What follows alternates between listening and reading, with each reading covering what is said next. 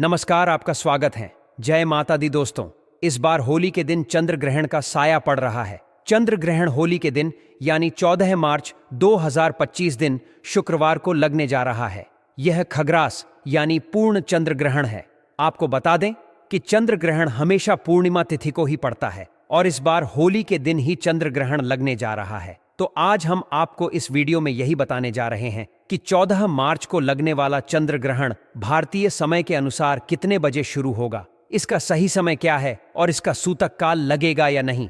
साथ ही हम आपको बताएंगे कि यह चंद्र ग्रहण भारत में दिखाई देगा या नहीं, भारत के अलावा और किन किन देशों में यह चंद्र ग्रहण दिखने वाला है, इसकी भी सही जानकारी आपको मिलेगी। साथ ही हम आपको बताएंगे कि इस चंद्र ग्रहण के दौरान आपको क्या क्या करना चाहिए और ऐसे कौन से काम हैं जो आपको चंद्र ग्रहण के टाइम भूलकर भी नहीं करने चाहिए। इस वीडियो में आपको 14 मार्च को लगने वाले चंद्र ग्रहण की कंप्लीट जानकारी मिलेगी। लेकिन वीडियो शुरू करने से पहले आपसे रिक्वेस्ट है कि अगर अभी तक आपने हमारे चैनल को सब्सक्राइब नहीं किया है तो जल्दी से सब्सक्राइब करके बेल आइकन दबा दें। साथ ही इस वीडियो को लाइक करें और ज़्यादा से ज़्यादा शेयर करें। तो आइए शुरू करते हैं दोस्तों। इस बार होली का पर्व 14 मार्च को मनाया जा रहा है और इस बार 13 मार्च को होली का दहन किया जाएगा और इसके ठीक अगले दिन यानी 14 मार्च को रंग वाली होली खेली जाएगी। और इस बार रंग वाली होली के दिन ही यानी 14 मार्च को दिन शुक्रवार को साल का पहला चंद्र ग्रहण लगने जा रहा है। आपको बता दूं कि 14 मार्च का लगने वाला चंद्र ग्रहण एक खग्रास यानी पूर्ण चंद्र ग्रहण है। इसमें पृथ्वी चंद्रमा को पूरी तरह से ढक लेगी दोस्तों। 14 मार्च का चंद्र ग्रहण एक ब्लू मून होगा। इस समय चंद्रमा गहरा लाल रंग में नजर आएगा। इस घटना को ब्लड मून कहा जाता है। साल का पहला चंद्र ग्रहण 14 मार्च को कब से लगेगा और इसे कहां देखा जा सकेगा, चलिए इसे जानते हैं दोस्तों। साल का पहला चंद्र ग्रहण 6 घंटे से अधिक समय तक चलेगा। इस दौरान यह उपछाया, आंशिक और पूर्ण ग्रहण के चरण से होकर गुजरेगा। चलिए जानते हैं कि यह चंद्र ग्रहण किस समय पर शुरू होगा और कब खत्म होगा। तो आपको बता दूं कि भारतीय समय के अनुसार उपछाया ग्रहण 14 मार्च को सुबह 9:29 से प्रारंभ हो जाएगा और आंशिक ग्रहण सुबह 10:41 से शुरू होगा। वहीं पूर्ण चंद्र ग्रहण की शुरुआत सुबह 11:57 से होगी। अधिकतम ग्रहण दोपहर 12:29 से शुरू होगा।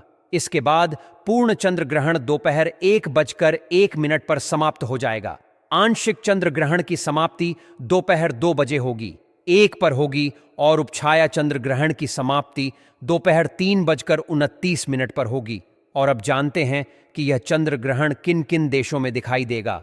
दोस्तों, यह चंद्र ग्रहण सिर्फ यूरोप, एशिया, ऑस्ट्रेलिया, अफ्रीका, उत्तरी और दक्षिणी अमेरिका के क्षेत्रों में, प्रशांत, अटलांटिक, आर्कटिक महासागर, पूर्वी एशिया और अंटार्कटिका आदि में दिखाई देगा। हालांकि 14 मार्च को लगने वाला चंद्र ग्रहण भारत में दिखाई नहीं देगा, क्योंकि जब यह ग्रहण लगेगा उस समय भारत में दिन निकला होगा, जिस वजह से यह भारत के किसी भी शहर में दृश्य नहीं होगा।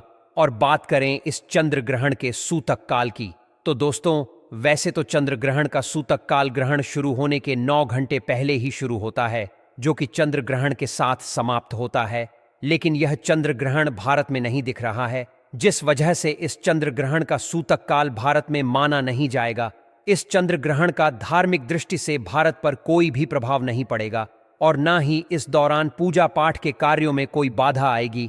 इस दौरान मंदिर के कपाट भी बंद नहीं किए जाएंगे। हाँ, जिन देशों में यह चंद्र ग्रहण दिखाई दे रहा है वहां पर इस चंद्र ग्रहण का सूतक काल माना जाएगा। दोस्तों, सूतक काल अशुभ समय होता है जो ग्रहण लगने से पहले शुरू हो जाता है और ग्रहण के साथ ही समाप्त हो जाता है। यह भी ध्यान देने योग्य है कि सूतक काल में किसी भी प्रकार के शुभ कार्य करने की मनाही होती है। इस अवधि के दौरान किसी नए काम की शुरुआत भी नहीं करनी चाहिए। साथ ही इस समय भोजन पकाने या खाने से भी बचना चाहिए। यदि पहले से बना हुआ भोजन रखा हुआ है तो उसमें तुलसी के पत्ते या कुशा घास डाल देना उचित माना जाता है। इसके अलावा सूतक और ग्रहण के समय कुछ और नियमों का पालन करना आवश्यक होता है। इस दौरान दांतों की सफाई या बालों में कंघी करने से बचना चाहिए। नाखून काटना भी इस अवधि में वर्जित होता है। साथ ही ग्रहण का सूतक लगने से पहले घर के मंदिर को ढक देना चाहिए, क्योंकि सूतक और ग्रहण काल के दौरान देवी देवताओं की मूर्तियों को स्पर्श करना वर्जित माना जाता है। वे सभी लोग जो उस क्षेत्र में रहते हैं जहां यह चंद्र ग्रहण दिखाई दे रहा है, उन्हें कुछ आवश्यक सावधानियां बरतनी चाहिए। ग्रहण शुरू होने से पहले स्नान कर लेना चाहिए और ग्रहण काल के दौरान ध्यान लगाना चाहिए। इस समय अपने इष्ट देव या गुरुदेव के मंत्रों का जाप करना लाभकारी माना जाता है। यदि आप चाहें तो चंद्र ग्रहण के दौरान चंद्रमा के मंत्रों का भी जाप कर सकते हैं। इसके अलावा धार्मिक ग्रंथों का पाठ करना भी अत्यंत शुभ माना जाता है।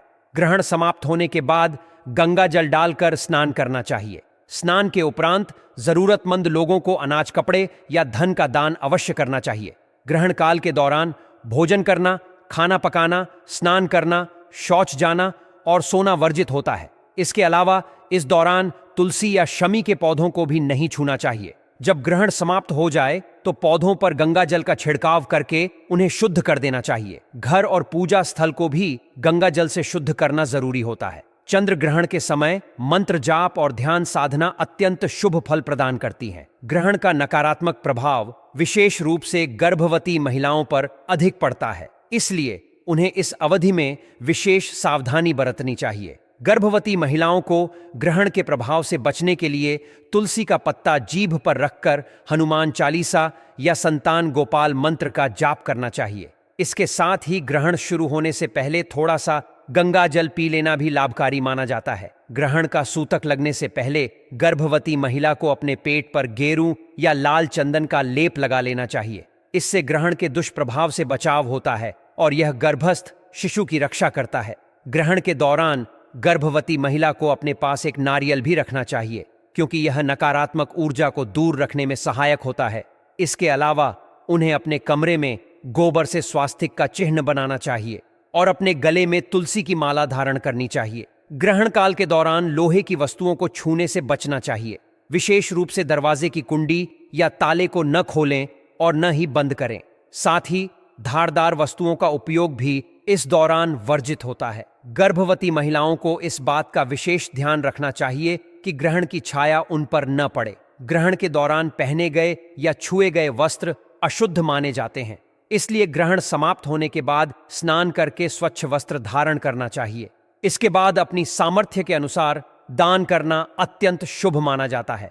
चंद्र ग्रहण के पश्चात आटा, चावल, चीनी, मोती, सफेद वस्त्र, चांदी या धन का दान करने से विशेष लाभ प्राप्त होता है। यदि आपको यह जानकारी उपयोगी लगी हो तो अपने विचार कमेंट में अवश्य साझा करें। यदि कोई प्रश्न हो तो उसे भी कमेंट बॉक्स में पूछ सकते हैं।